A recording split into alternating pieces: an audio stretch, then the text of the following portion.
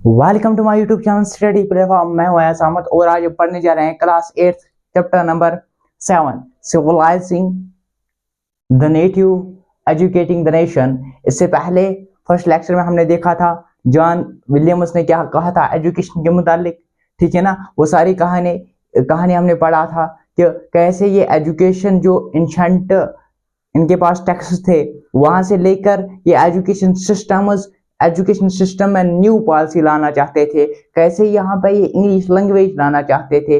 अब मैंने आपको बताया था कि सेकंड लेक्चर में हम बात करेंगे लोकल स्कूल्स की, उस टाइम पे जहाँ एक साइड से रिवोल्ट 1857 मेरठ से दिल्ली तक हो रहा था और दूसरी साइड से ये लोग यूनिवर्सिटीज बना रहे थे, दूसरी साइड से एक कॉलेज यानी कि हायर एजुकेशन पे ध्यान दे रहे थे। उस टाइम पे ये मुंबई में मेरठ में बाकी जगहों पे क्या कर रहे थे, एजुकेशन पॉलिसीज को इंट्रोड्यूस कर रहे थे, एजुकेशन डिपार्टमेंट यहाँ पे ला रहे थे, एजुकेशन सिस्टम यहाँ पे क्रिएट कर रहे थे। लेकिन ध्यान देने की बात ये थी, अगर हायर कॉलेजेस में, अगर हायर यूनिवर्सिटियों में आपने ऐसा कुछ इकदाम उठाए, लेकिन आएगा कौन?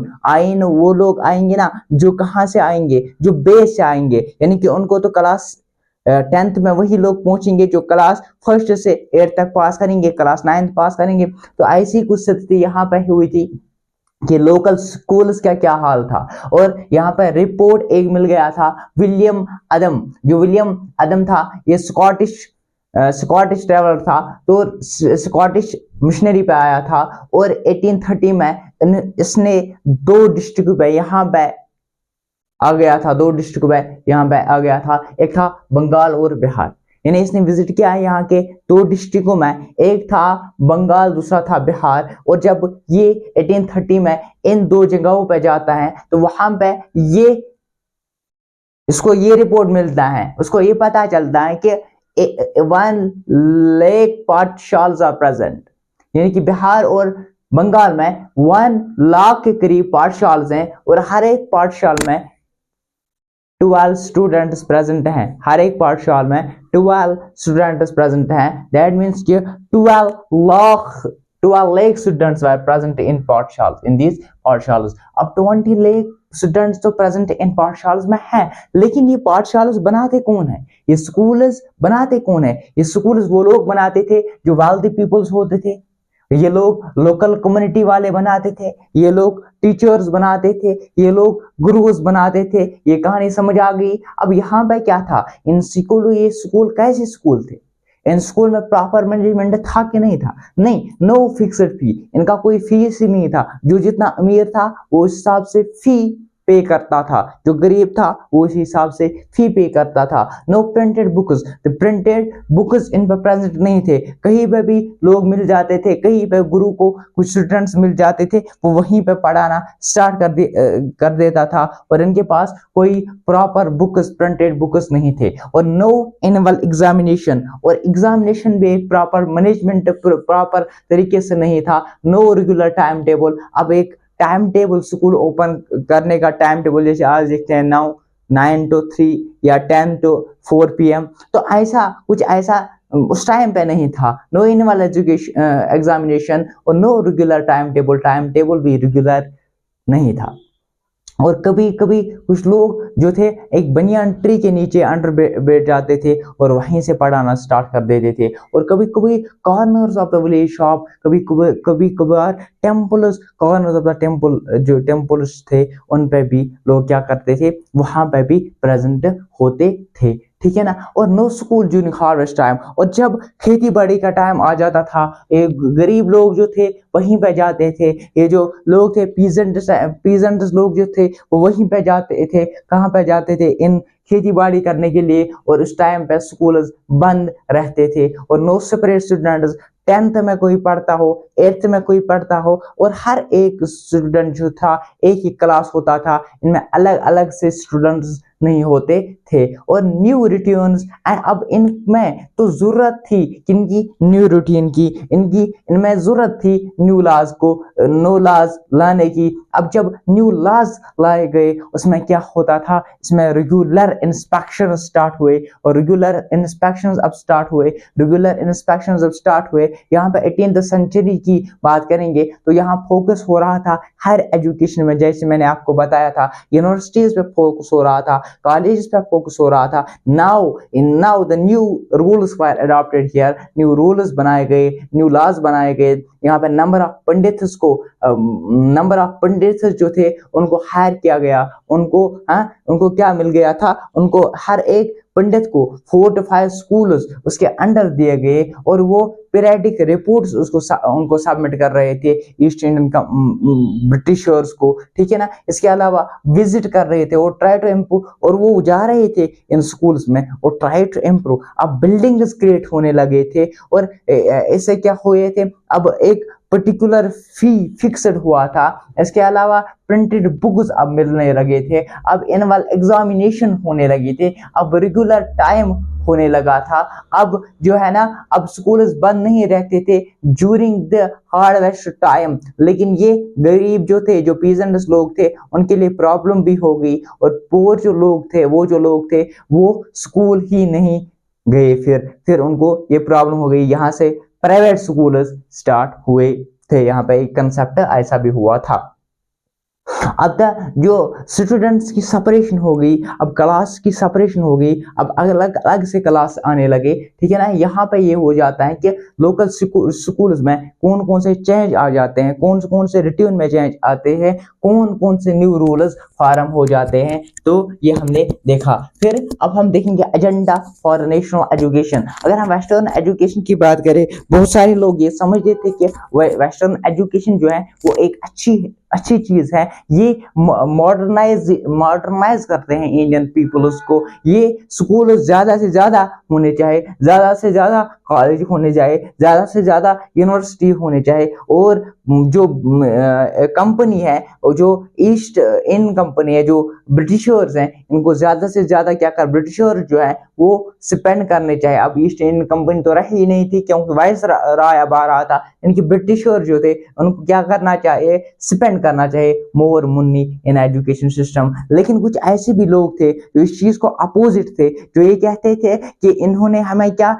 एक क्रिपल बना दिया था। और बहुत सारे आइडियाज हम देखेंगे अभी, कुछ लोग इसके अपोजिट में थे, जैसे हमारे पास रविन्द्रनाथ टैगोर साहब था, जैसे हमारे पास महात्मा गांधी था।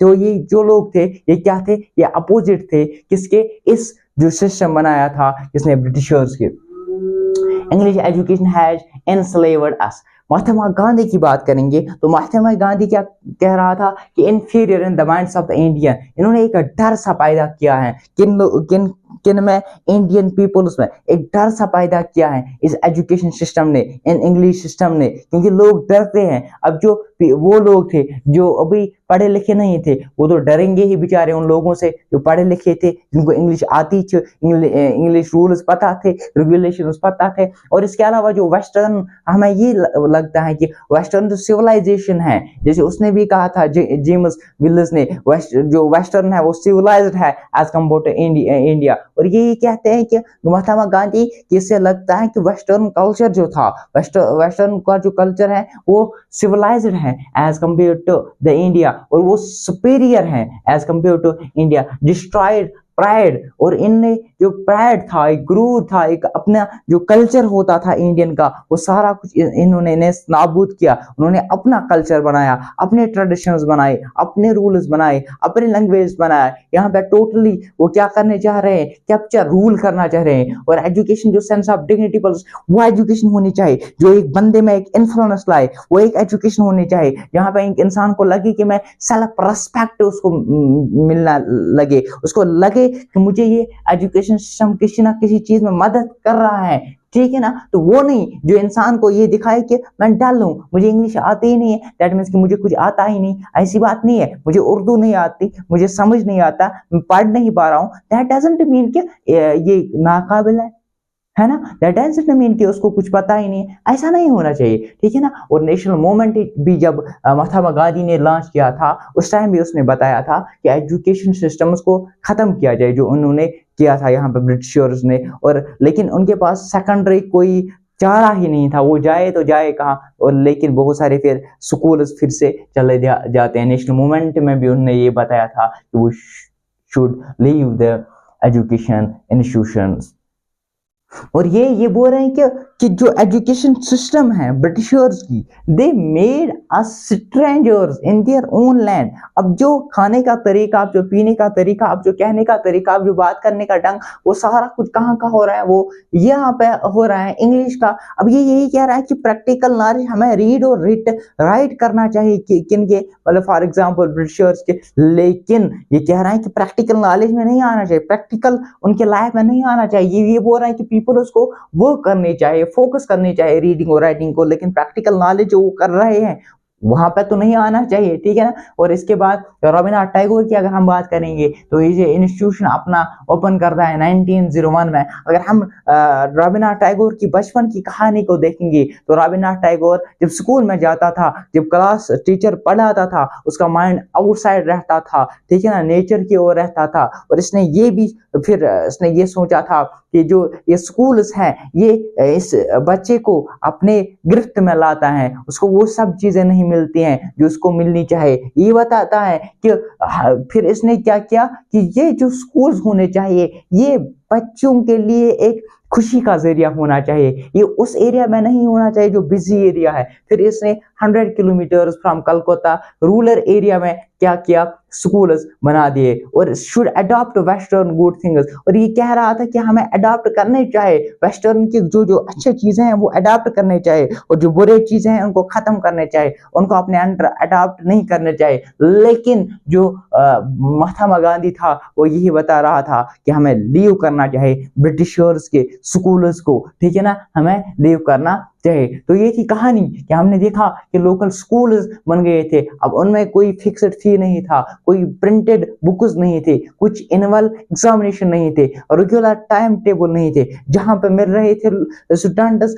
वहीं पे क्या हो रहा था, वहीं पे पढ़ाना स्टार्ट हो जाते थे। कॉर्नर्स ऑफ द टेम्पल्स होते थे स्कूल्स, ठीक है ना, या विलेज शॉप्स में होते थे। और ड्यूरिंग हॉलीडेज स्कूल्स बंद रहते थे और सेपरेशन स्टूडेंट्स नहीं थे। 20 लाख स्टूडेंट्स प्रेजेंट थे बिहार और बंगाल में। लेकिन न्यू रूटीन्स लॉन्च हुए, न्यू रूल्स लॉन्च हुए, अब रेगुलर इंस्पेक्शंस हो रहे हैं। अब पंडित्स को इसलिए बनाया गया कि 4 to 5 स्कूल्स उनको दिए गए एक एक पंडित को, ताकि वो रेगुलरली वहां पे जाए, वहां पे देखे, वहां पे रिपोर्ट सबमिट करे और इम्प्रूव करने की कोशिश करे। और जो लोग अब गरीब लोग थे अलग से वो नहीं जा पाए, ये भी एक उसका क्या लिमिटेशन हम कहेंगे। लेकिन वेस्टर्न एजुकेशन, बहुत सारे लोग ये कह रहे थे कि वेस्टर्न एजुकेशन जो हेल्प कर रही है मॉडर्नाइजेशन में, मोर स्कूल्स ओपन होने चाहिए, मोर पैसे इसमें लगने चाहिए। लेकिन कुछ ऐसे भी लोग थे, फॉर एग्जाम्पल महात्मा गांधी, ये था, ये बोल रहा था नहीं ऐसा नहीं, इससे हमें ये पता चलता है कि हम क्रिपल्ड हैं,